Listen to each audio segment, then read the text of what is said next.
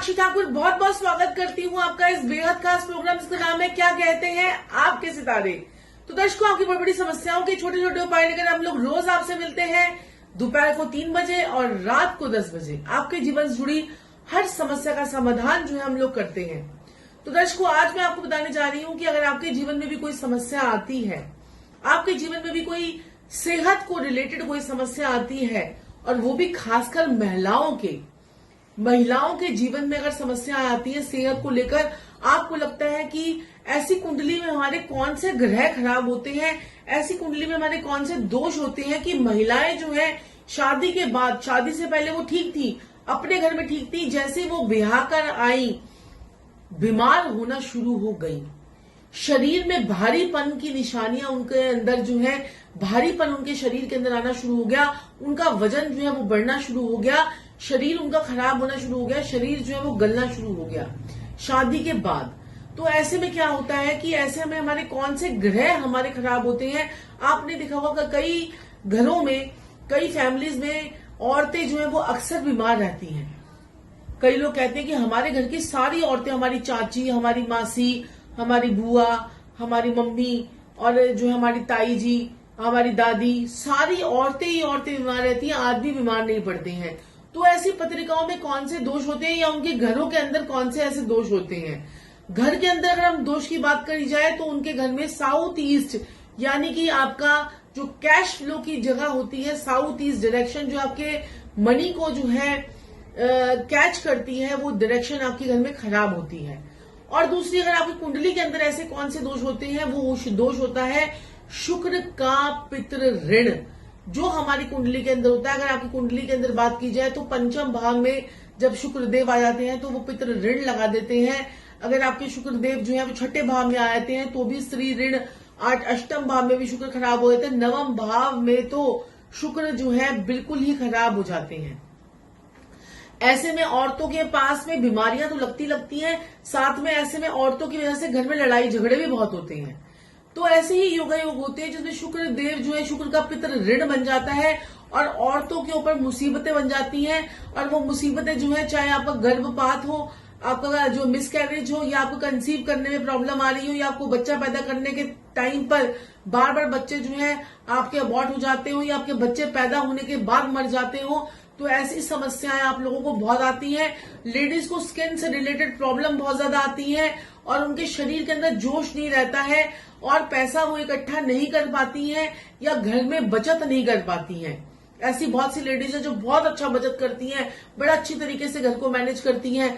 कई ऐसी लेडीज आपने देखा होगा कि हर समय बीमार और वो कुछ काम ज्यादा नहीं भी कर रही तब भी वो बीमार पड़ रही हैं, बिना किसी कारण के ही बीमार पड़ रही है। और उस घर के अंदर पहले तो माँ बीमार रहती थी, फिर उसके बाद जब शादी हुई उसके बाद जो है पत्नी भी बीमार पड़ने लग गई।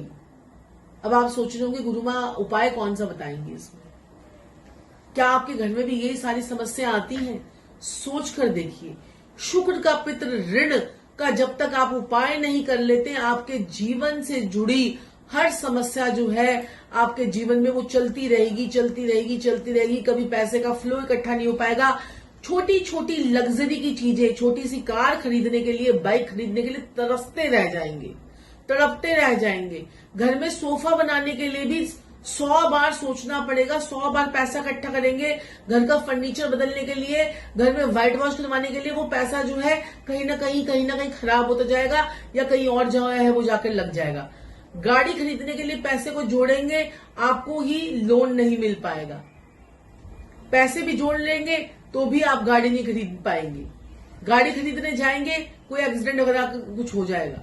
तो ऐसे बड़ी सारी प्रॉब्लम्स होती है। अगर आपके साथ में भी प्रॉब्लम होती है और शुक्र का पितृ ऋण अगर आपकी कुंडली में है, अगर आप नहीं देख सकते कि क्या कैसा ऋण है, तो आप हमारे फ्री कुंडली विश्लेषण में आप हमसे बात कर सकते हैं। फ्री कुंडली विश्लेषण में अपने शुक्र के पितृ ऋण के बारे में आप हमसे पूछ सकते हैं।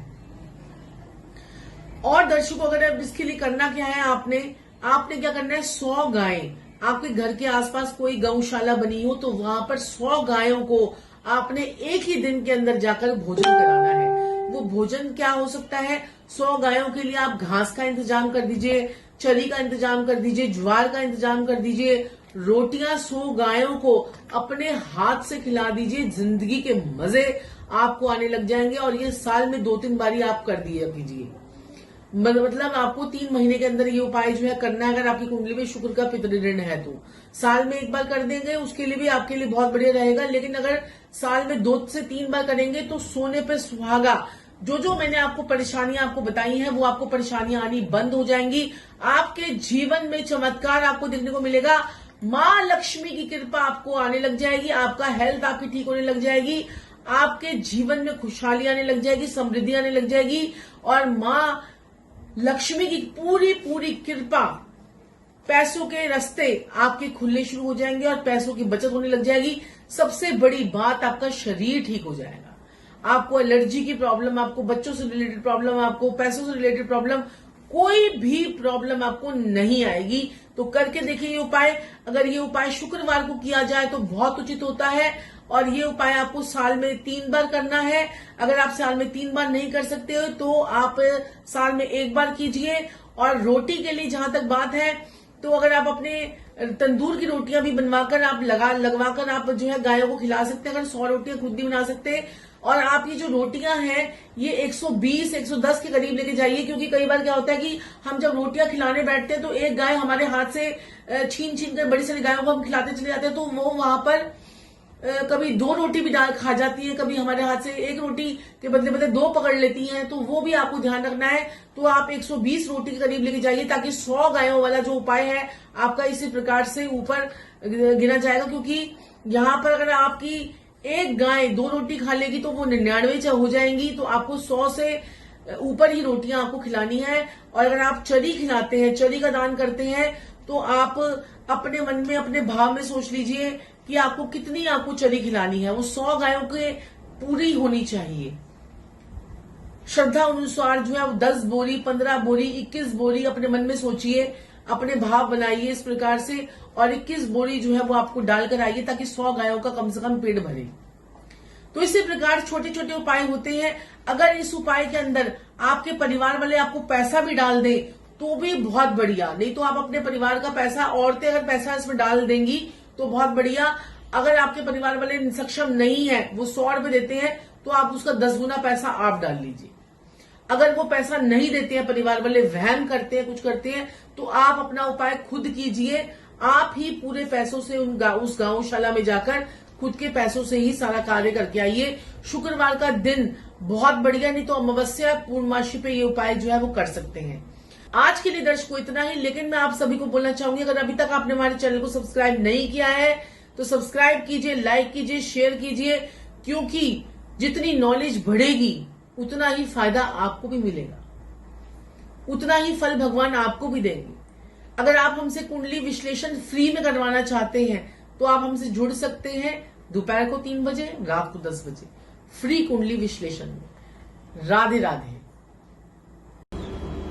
राधे राधे मेरे प्यारे भाइयों बहनों और प्रिय प्रिय बुजुर्गों।